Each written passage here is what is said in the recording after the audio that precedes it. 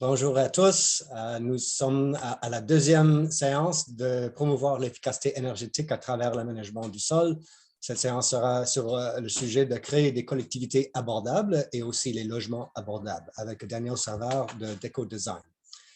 Alors, notre agenda, le programme pour aujourd'hui, c'est, d'après ses bienvenus, c'est la présentation principale de Daniel Savard.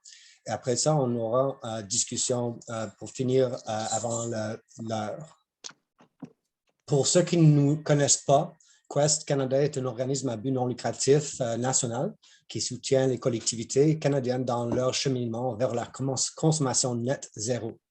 On travaille depuis 2007 et nous facilitons les connexions, donnons le pouvoir aux champions communautaires et influençons les décideurs pour mettre en œuvre des systèmes énergétiques efficaces et intégrés qui répondent le mieux aux besoins des communautés et maximisent les opportunités locales.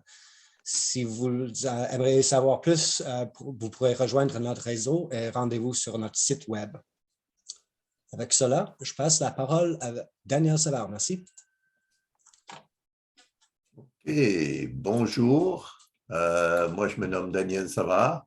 Je vais juste m'organiser pour... Est-ce que vous voyez mon écran? Introduction? Oui, c'est bon. OK, tout est beau. OK, bonjour. On va commencer avec l'introduction et j'aimerais vous dire à ceux qui étaient ici lors de la première session, je vais viser toujours le même but avec l'exposé, avec toute la formation qui va être présentée.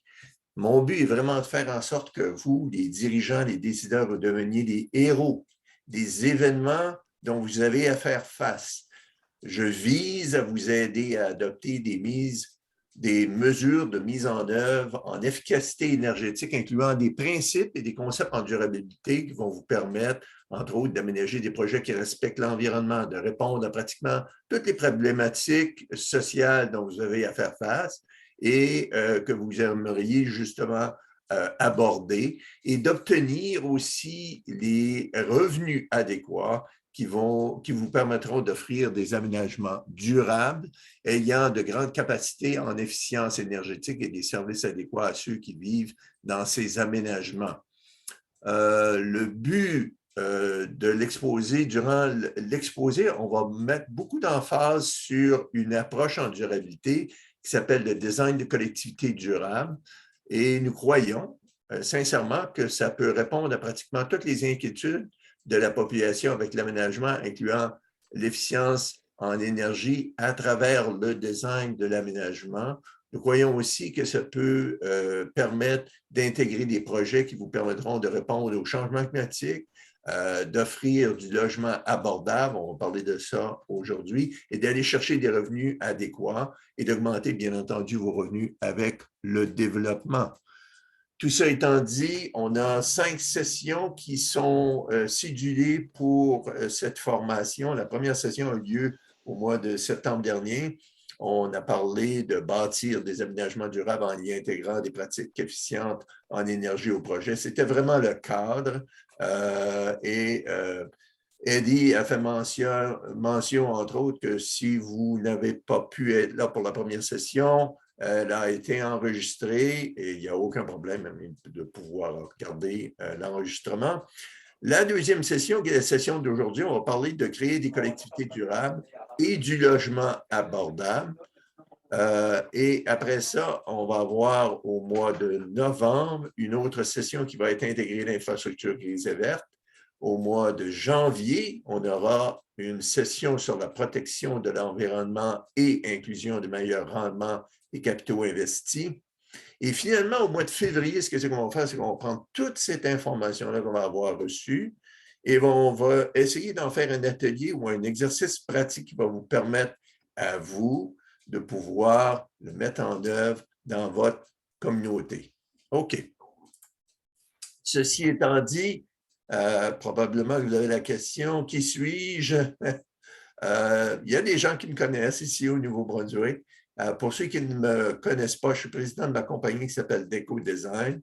Je suis un urbaniste professionnel certifié de l'Institut canadien des urbanistes. J'ai une maîtrise en urbanisme de McGill et aussi en administration des affaires. J'ai plus de 35 ans d'expérience en aménagement du territoire avec spécialisation en durabilité.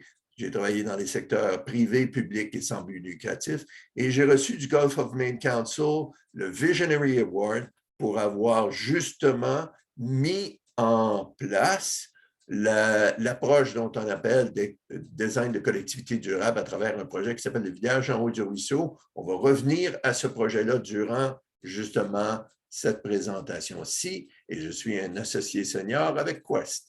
OK. On est rendu à la deuxième session et imaginez-vous que la première session, c'était vraiment le cadre. On appelle ça l'approche d'école, le design de collectivité durable. Et un des premiers morceaux du puzzle, c'est de créer des collectivités abordables et du logement abordable. Et on va essayer de mettre plusieurs morceaux du puzzle pour justement avoir une vision de où est-ce qu'on s'en va avec la durabilité. Première question qu'on va se poser, qu'est-ce qu'une collectivité abordable?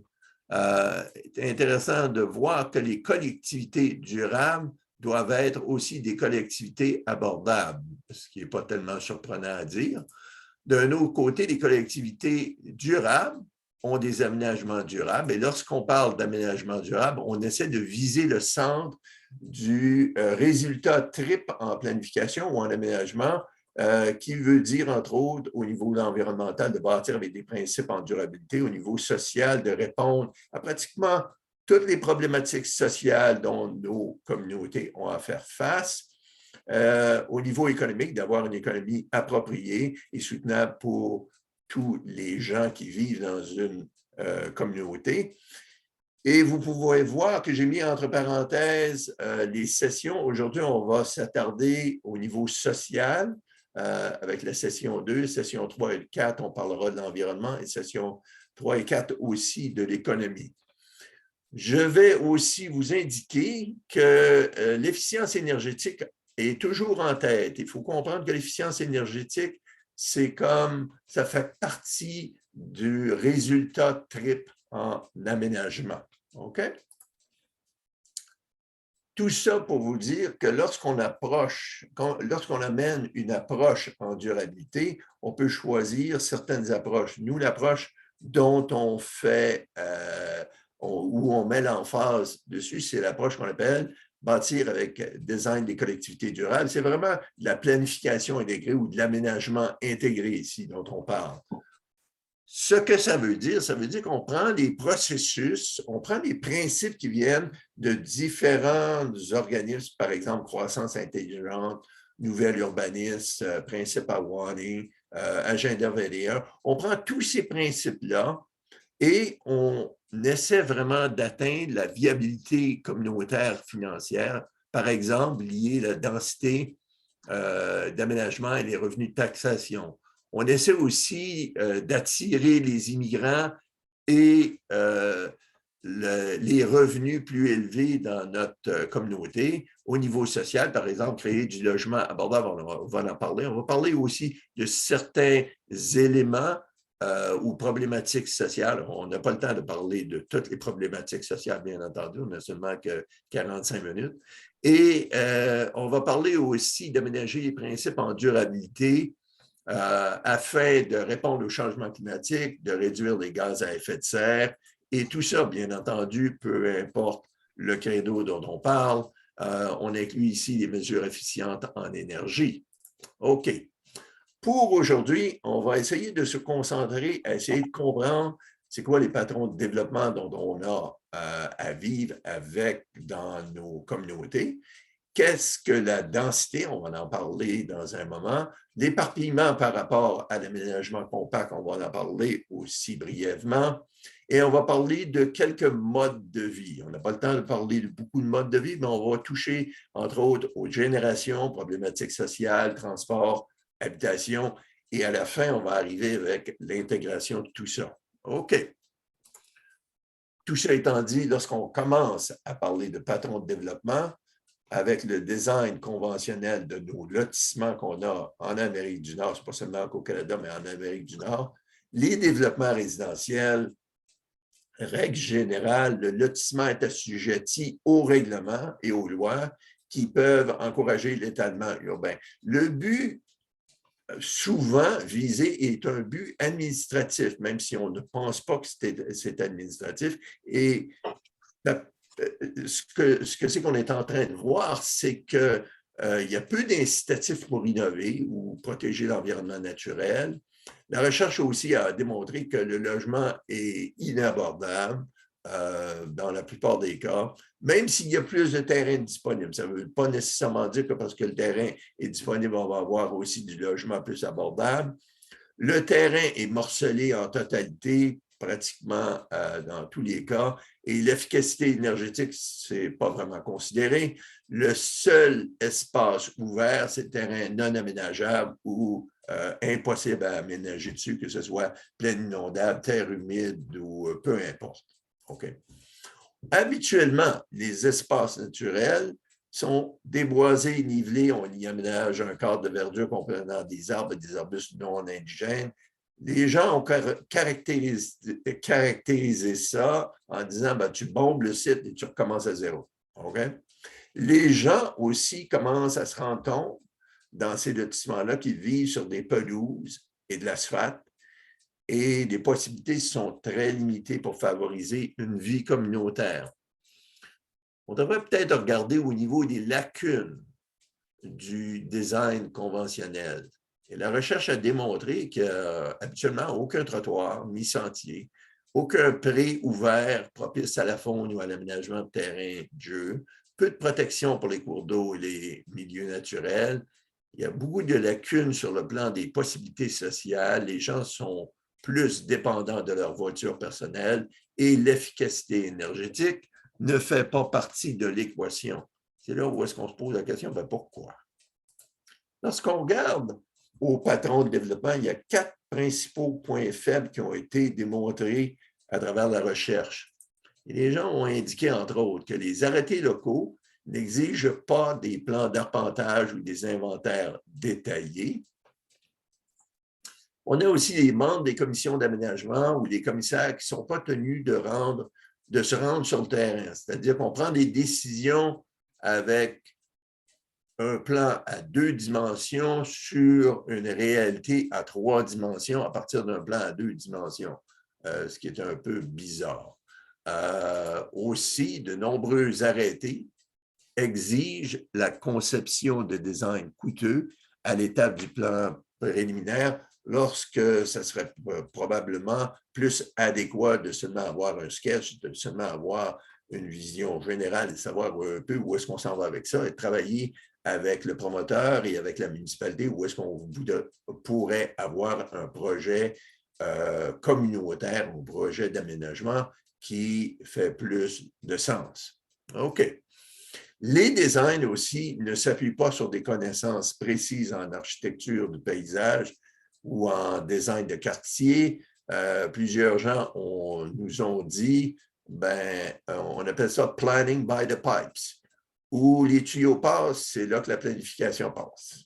OK? Et là, on va se poser une question, puis après, OK? On devrait peut-être regarder, il y a peut-être moyen de considérer des aménagements plus intelligents que ce que c'est qu'on est en train de vivre avec dans nos collectivités. Et c'est là où est-ce qu'on voit que les lotissements plus intelligents ont de plus hautes densités d'occupation du sol et un meilleur design d'aménagement. Ça veut dire aussi quelque chose d'autre. Ça veut dire de comprendre ce qu'est la densité d'occupation du sol. Il faut comprendre la différence entre une densité brute par rapport à une densité nette. Comprendre aussi comment les terrains se développent, quelle est la conservation, le concept de conservation et le concept de design. Et si on commence avec une municipalité, et ici, c'est l'exemple que je vous indique ici, ça fait partie de plusieurs municipalités du nord de la province du Nouveau-Brunswick, où le zonage, entre autres, parle de maisons, de 5,8 maisons à l'arc par lot. Il faut comprendre une chose, c'est que la densité du lot, c'est ce qu'on appelle une densité nette. Ce n'est pas une densité brute. Parce que lorsqu'on parle de 5,8 maisons à l'acre pour un lot, si on a une propriété de 40 acres, on serait pensé à s'imaginer, on va avoir le droit de bâtir 232 maisons. Et ceux qui travaillent en planification le savent très bien, ce n'est pas la réalité. La réalité est tout autre. C'est que, bien entendu, on a 5,8 maisons qui sont indiquées en tant que telles dans le zonage lui-même, par acre. Mais la réalité va nous démontrer qu'on ne peut pas bâtir plus que 0,66 maisons à l'acre dans les lotissements qu'on appelle conventionnels. Là, on devrait peut-être se poser la question, mais pourquoi? C'est là où est-ce qu'on réalise une chose, c'est que lorsqu'on parle de densité brute, on regarde au bâti. Est-ce que c'est qui a déjà été aménagé? Et ici, j'ai une photo aérienne d'une municipalité du nord de la province et il y a 10 730 acres de terrain qui ont été aménagés. Il y a 7 131 résidences qui sont bâties là-dessus, ce qui représente environ 1,5 maisons à l'acre. Et ce que c'est que ça veut dire une densité de 0,66 maisons à l'acre sur 40 acres? La réalité va être de 27 maisons qui seront bâties sur une propriété de 40 acres. C'est là où est-ce qu'on se dit, wow, est-ce qu'on peut faire mieux que ça?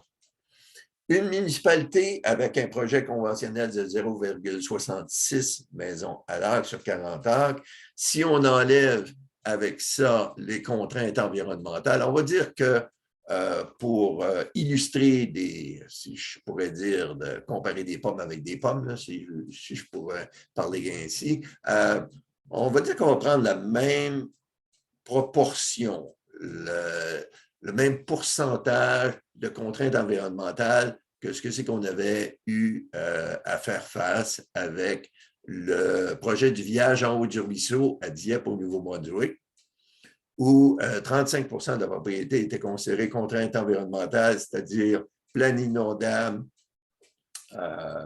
terre humide, en fait, où est-ce que ça n'a fait aucun sens de bâtir. Okay? Ça veut dire 35 de 40 acres, on enlève 14 acres qui sont considérés contraintes environnementales, ce qui revient à dire qu'on bâtit sur 26 acres. Sur les 26 acres, qui représentent 65 de la propriété, on a le droit de bâtir 27 maisons. OK. Lorsqu'on prend une densité comme la densité qui a été mise en œuvre à travers le projet du village en haut du ruisseau à Dieppe, on se retrouve à 6,8 maisons à l'acre sur 40 acres. Et là-dessus, il faut comprendre une chose, c'est qu'au niveau de la protection et de la conservation, plus de 76 de la propriété a été protégée.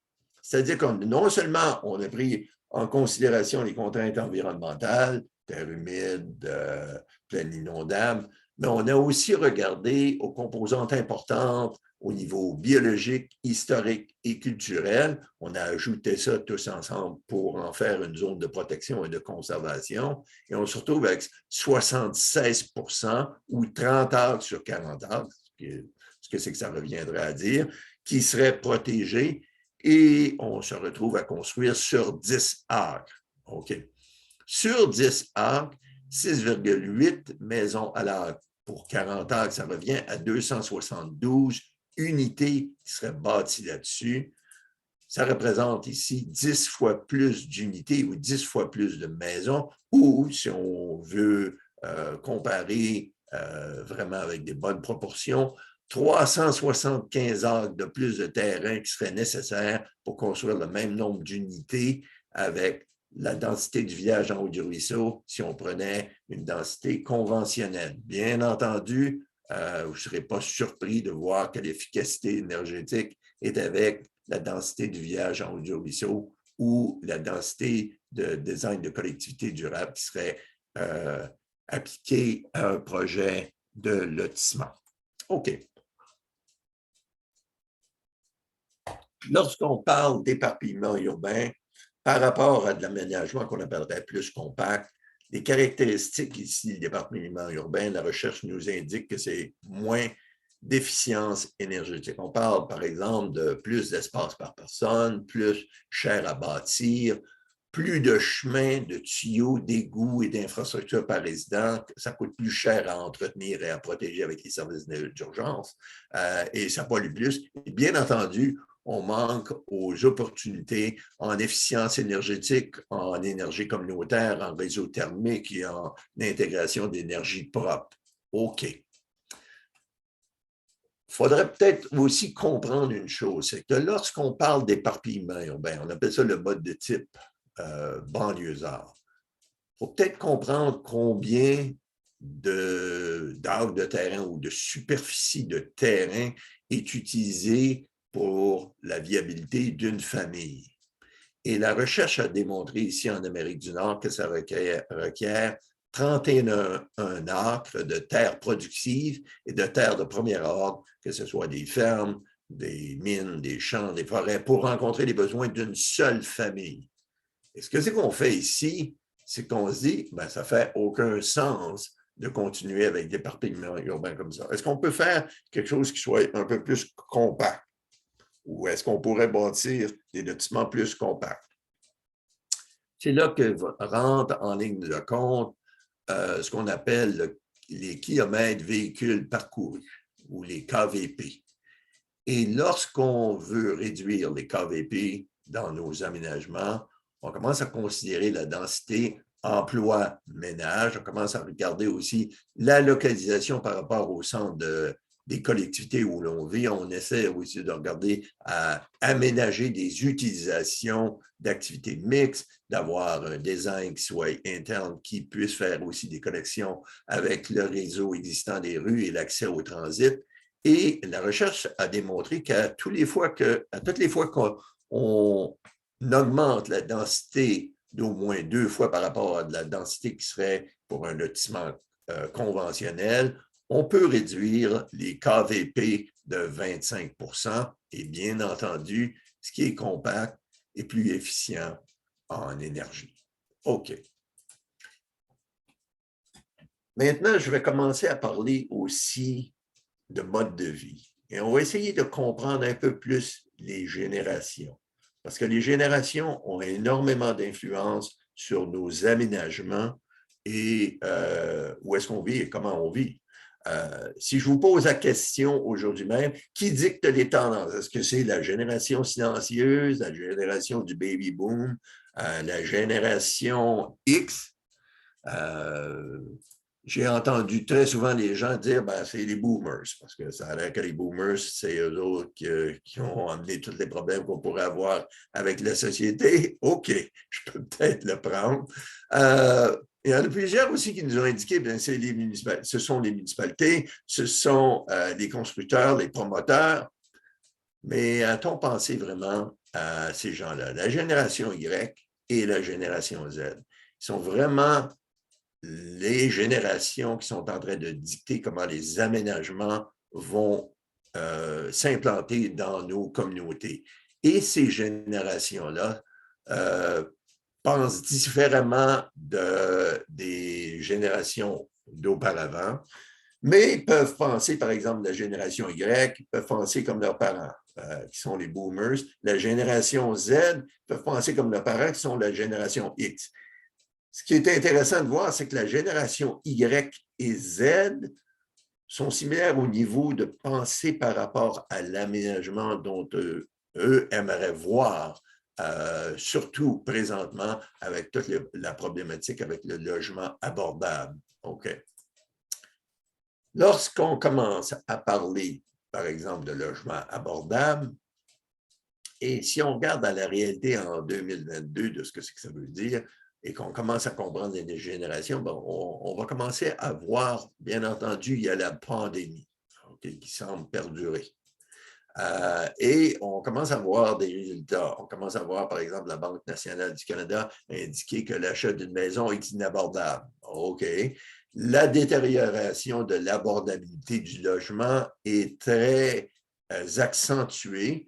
Depuis 2002, de 2002 à 2021, on a vu à travers le pays au Canada au complet, au moins 65% d'augmentation du coût des maisons depuis 2002. Et les gens se sont dit, ben, peut-être que ce serait plus abordable avec du logement locatif. Mais lorsqu'on regarde un peu ce qui est en train d'arriver, c'est que le vaccin de la COVID est en train d'amener des plus hauts taux d'immigration et un retour au bureau pour les travailleurs du centre-ville et un retour en classe pour les étudiants du postsecondaire et éventuellement, bien entendu, des taux de location qui vont être plus élevés. C'est là où est-ce que j'arrive avec la question. Êtes-vous prêt, en tant que décideur pour vos communautés, à faire face à cette demande? OK? Et lorsqu'on regarde aussi au niveau des emplois, la recherche a indiqué en 2018, il y a eu un rapport assez intéressant où ça indiquait que 50% des emplois seront comblés par l'intelligence artificielle et l'automatisme durant les 15 prochaines années. Et il faudra peut-être poser une question. Qu'est-ce que ça veut dire pour l'espace à vivre à la maison? Il y a une étude qui a été faite en 2010-2011. Dans cette étude-là, on indiquait, par exemple, que les maisons canadiennes sont de plus en plus grosses et moins de gens vivent dedans et plus de choses requièrent de l'énergie.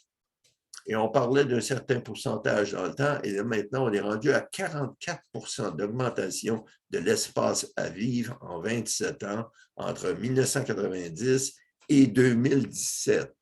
Ça veut dire quoi? Ça veut dire, par exemple, que la superficie moyenne des maisons au Canada est d'environ 1800 pieds carrés et l'espace à vivre par personne est d'environ 620 pieds carrés. On est le troisième pays avec le plus haut taux d'espace à vivre par personne après l'Australie et les États-Unis. OK. Lorsqu'on parle aussi d'espace à vivre et qu'on parle aussi d'aménagement, on remarque une chose, c'est l'espace vert ou l'espace naturel. Lorsque c'est aménagé, ben, c'est aussi bien dire que l'espace naturel, ça n'existe plus. Et ça amène une ribambelle de problématiques qu'on n'avait peut-être pas vues, entre autres le vandalisme, le crime. On essaie de séparer, par exemple, nos activités d'aménagement par rapport à l'une de l'autre, pensant que ça va régler les problèmes au niveau résidentiel ou au niveau commercial. On regarde aussi que le taux d'obésité a augmenté énormément dans nos sociétés et les recherches sont en train de démontrer que la dépendance sur la voiture personnelle est un point principal et que l'isolement, on a des designs d'aménagement ou de lotissement actuels dans nos collectivités qui isolent les générations et la société moderne. Ce qu'elle fait, c'est qu'elle dérive les personnes âgées vers l'isolement. OK. On se regarde, ben, OK, y a-t-il un moyen vraiment de faire du sens avec tout ça? Et lorsqu'on commence à regarder à nos coûts avec nos modes de vie, on réalise une chose, c'est que plusieurs gens demandent des grosses maisons. Et lorsqu'on a une grosse maison, bien entendu, plusieurs gens dépensent trop. Et lorsqu'on dépense trop et qu'on a aussi une grosse maison, on veut avoir aussi des rues assez larges parce que la communauté nous dicte, par exemple, ou la géographie nous dicte qu'on devrait peut-être avoir de l'espace pour la neige. En hiver, on devrait aussi pouvoir tourner notre voiture assez vite et assez bien dans nos rues résidentielles. Et on voudrait bien entendu atteindre les grandes surfaces commerciales qui sont atteignables, si on pourrait dire, seulement à partir d'une voiture particulière qui va d'un point A à un point B. Et étant donné qu'on vit dans des régions où l'entretien en hiver ou l'entretien des routes n'est pas toujours très élevé, les gens ont besoin d'avoir des gros véhicules. Et des gros véhicules, c'est souvent des gas guzzlers. C'est là où est-ce qu'on se retrouve avec une situation où est-ce que pour faciliter ce mode de vie-là, on offre beaucoup de terrain pour peu d'aménagement. On met aussi beaucoup d'emphase sur l'arrêté de zonage ou le règlement de zonage qui va nous permettre justement de bâtir ce type d'aménagement-là. Et toute l'industrie du fast-food et de la malbouffe, eux autres essaient vraiment de nous aider, soi-disant, en passant, pour qu'on puisse justement se promener d'un point A à un point B et d'être dans notre voiture le plus souvent possible pour aller à nos services ou pour aller travailler. Et on est en train de vivre une ribambelle de conséquences qu'on n'avait probablement pas vues au début. Entre autres, les routes commencent à s'engorger. Le prix des maisons est rendu tellement élevé que la plupart des gens se disent on ne peut même pas se permettre de vivre dans une maison. Les gaz à effet de serre augmentent, les changements climatiques sont présents, les assurances augmentent. On détruit l'espace naturel et la recherche est en train de nous indiquer que la santé de nos enfants est directement liée à la destruction de l'espace naturel et on crée aussi des problèmes, que ce soit avec diabète de type 2 ou le vandalisme qui augmente ou le crime qui augmente, l'isolement qui augmente et aussi l'obésité qui augmente dans nos sociétés. Tout ça étant dit, on se dit, on peut faire mieux. C'est là où est-ce qu'on se pose une question, est-ce qu'on peut utiliser le design? L'influence du design a démontré, entre autres, que ça améliore les connexions sociales. Ça permet aussi d'avoir des voisinages qui vont être plus propices à la marche, ce qui fait en sorte que le diabète de type 2 pourrait vraiment être réduit.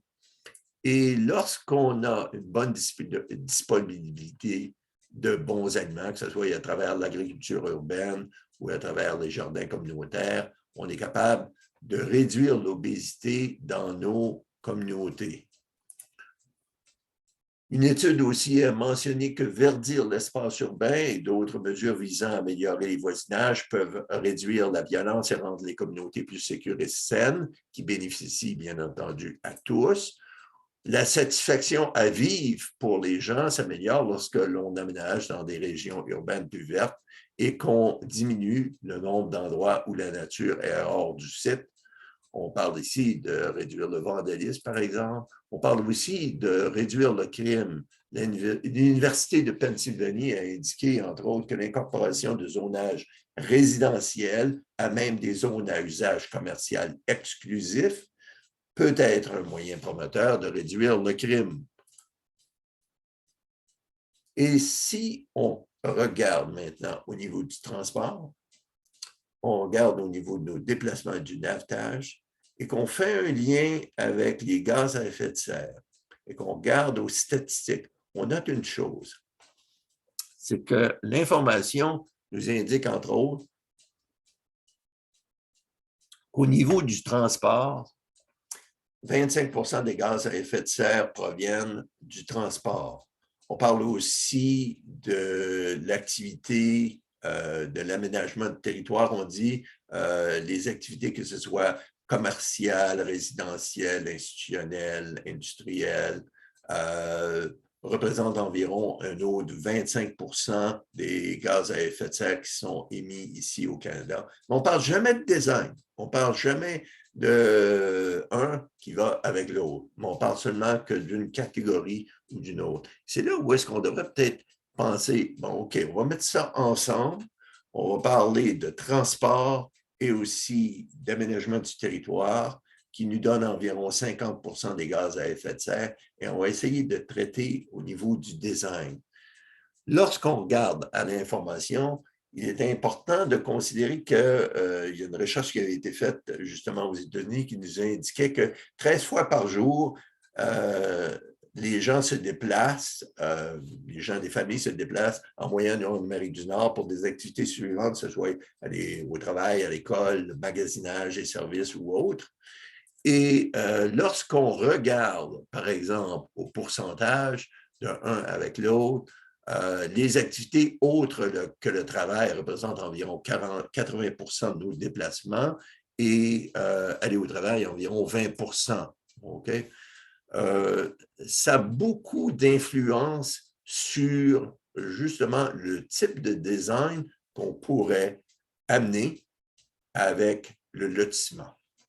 C'est là où est-ce qu'on peut aussi regarder aux effets positifs que ça peut avoir. Il y a une étude américaine qui avait mentionné que l'accessibilité aux emplois diminue de façon significative la durée du chômage ou au chômage des travailleurs à bas niveau de revenus. Si on a un aménagement justement qui permet aux gens de pouvoir aller d'un point A à un point B sans être obligé d'avoir une voiture ou de vivre très loin, ça permet justement de rendre cette accessibilité à plus de gens. Lorsqu'on commence à parler justement des moyens pour avoir des gaz à effet de serre qui seront réduits ou avoir un impact sur les changements climatiques, la plupart des gouvernements vont commencer à vous parler de véhicules plus efficaces qui devraient être bâtis, d'avoir des carburants plus efficaces.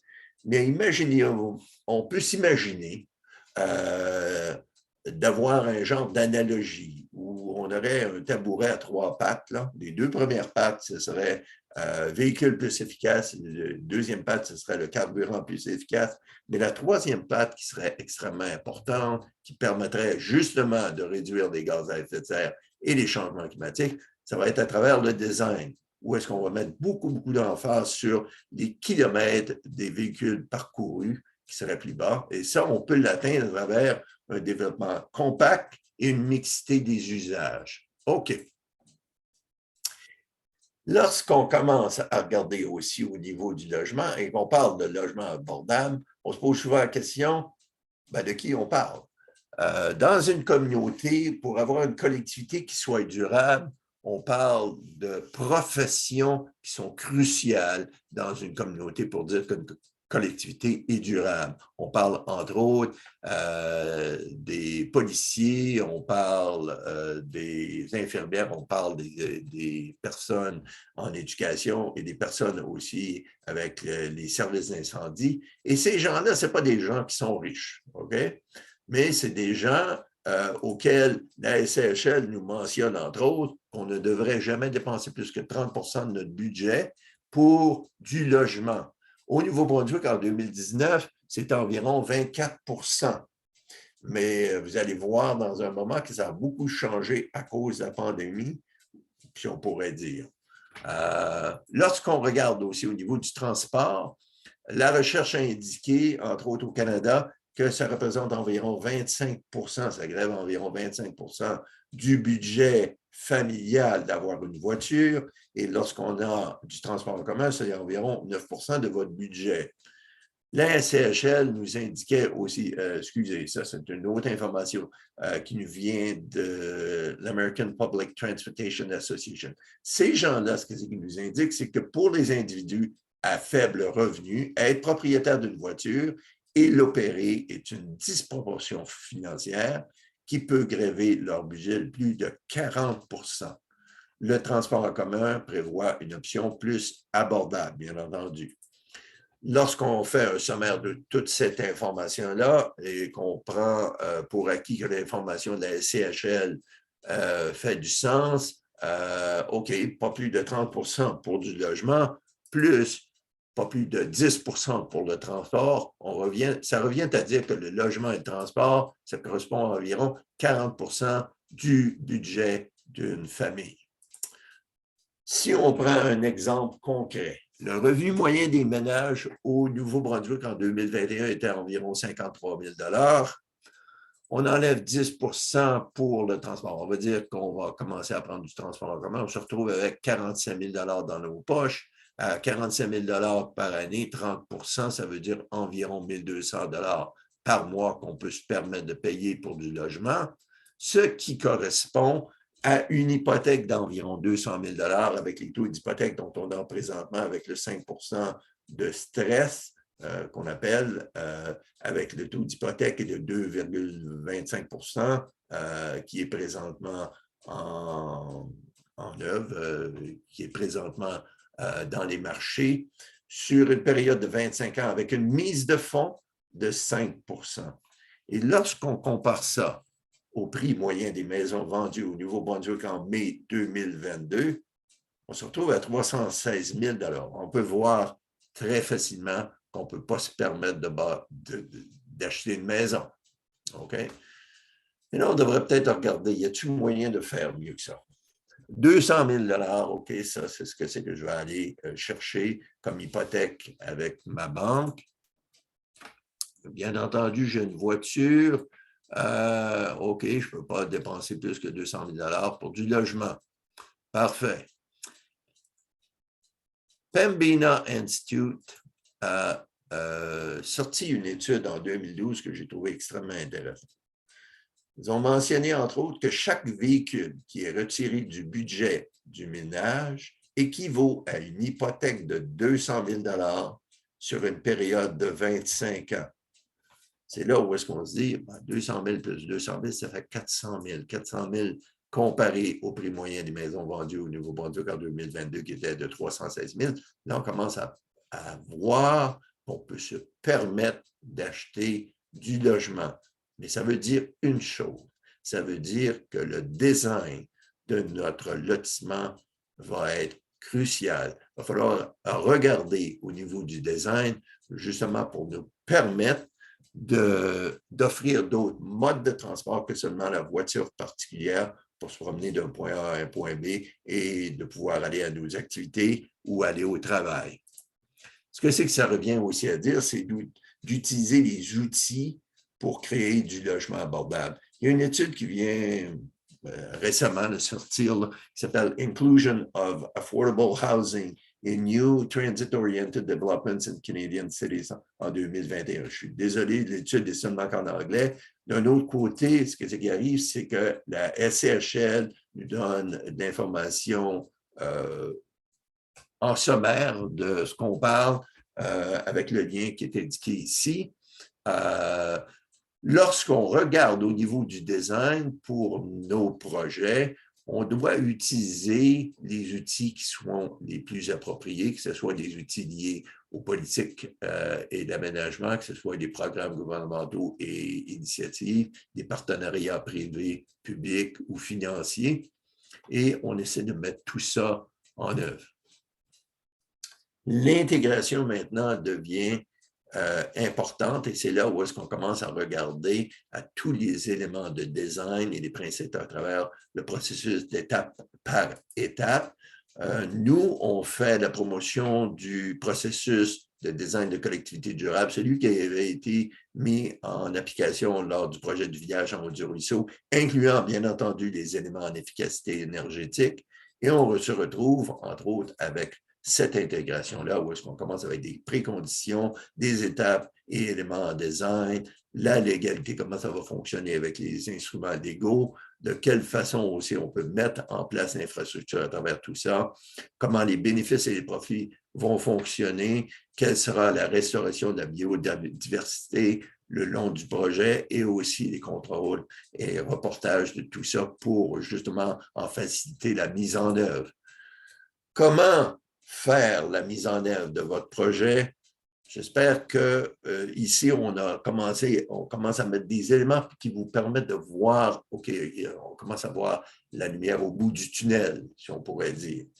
Le contexte local est extrêmement important à considérer et on doit regarder aussi à notre capacité. A-t-on la capacité d'amener une approche en durabilité qui puisse nous aider et d'avoir un projet qui soit vraiment communautaire dans notre communauté, de commencer avec un projet au lieu d'avoir plusieurs projets à la fois. On commence avec un projet, on a un succès, et là, après ça, on peut avoir plusieurs projets. OK, j'arrête là-dessus parce que le temps ne me permet pas d'aller plus loin, si je pourrais dire. La troisième session aura lieu le 10 novembre prochain. Ce sera sur intégrer l'infrastructure grise et verte. Bien entendu, je vais essayer de répondre du mieux que je peux à vos questions. Et si vous êtes intéressé de poursuivre avec l'approche de code, sentez-vous à l'aise de de me contacter. Ça me fera un plaisir de vous aider. Je vous remercie de votre attention. Et là-dessus, je laisse Eddie reprendre le micro. OK. Je vous remercie, Daniel, pour la présentation. À ce point-ci, j'aimerais ouvrir le plancher pour les portes de commentaires ou des questions des participants pour Daniel.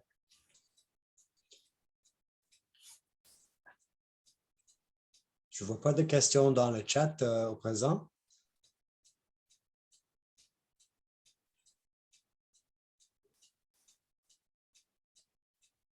Est-ce qu'il y a des gens qui auraient des questions qui seraient spécifiques à leur région?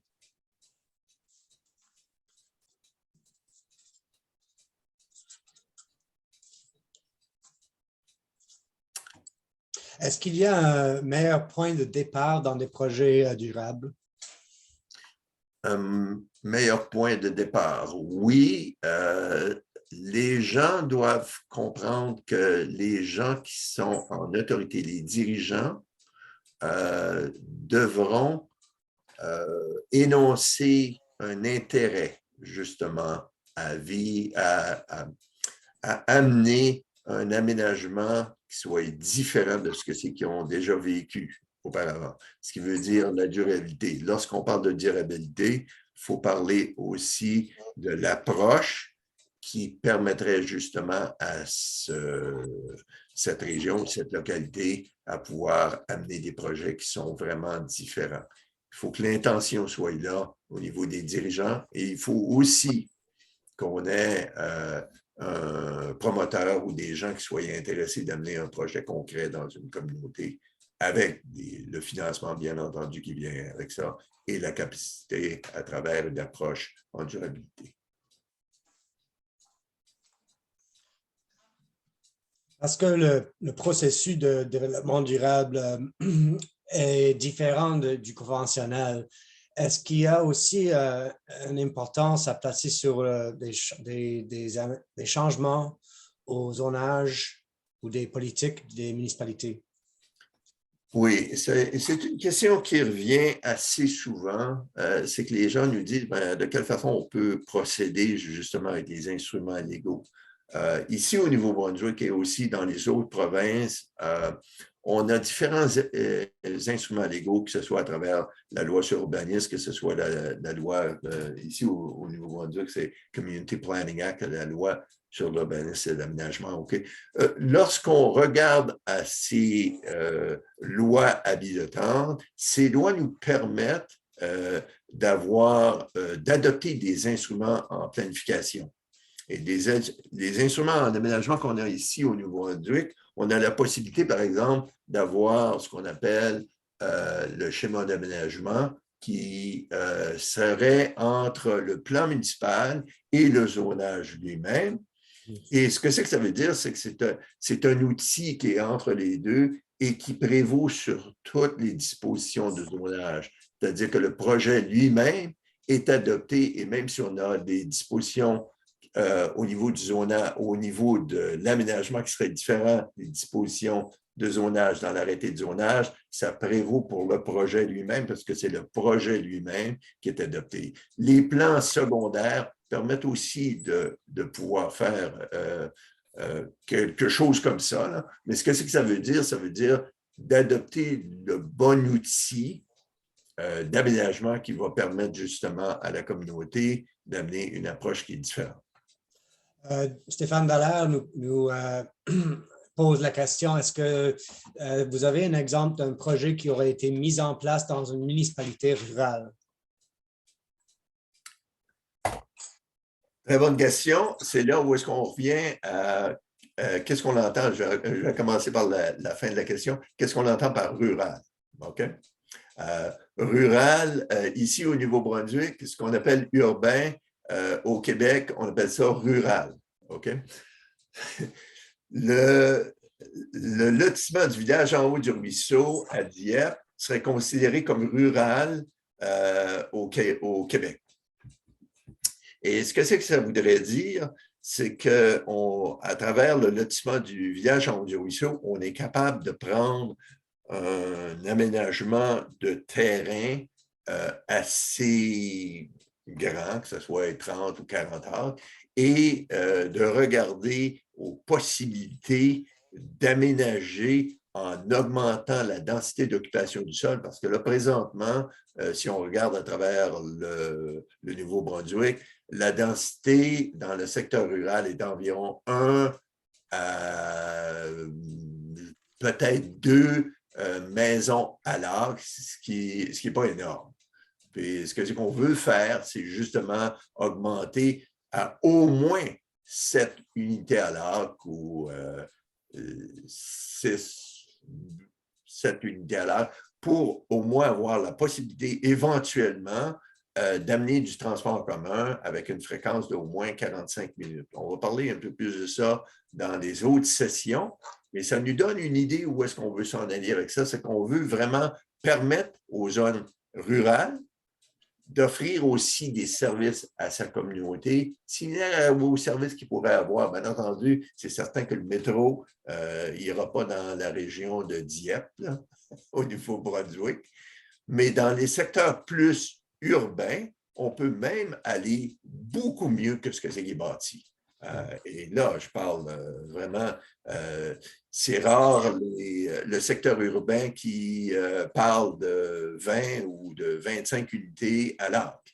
Et l'American Planning Association nous recommandait justement dans le secteur urbain d'aller avec des densités beaucoup plus élevées, avec une protection d'environ 50% de n'importe quelle propriété qui serait à développer.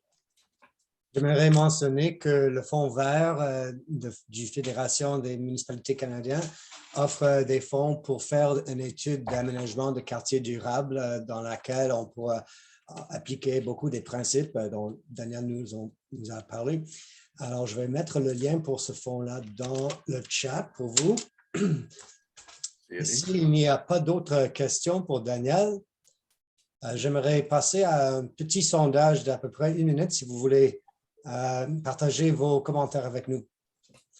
Et merci beaucoup, Daniel. Merci beaucoup à tout le monde pour nous rejoindre. Merci à tout le monde. Merci de votre participation et je vous invite à inviter vos collègues et inviter aussi les municipalités de votre région à assister à la 3e session qui aura lieu au mois de novembre prochain, qui est le 10 novembre, hein? 10 novembre prochain. C'est ça. Yes, the poll, Helder.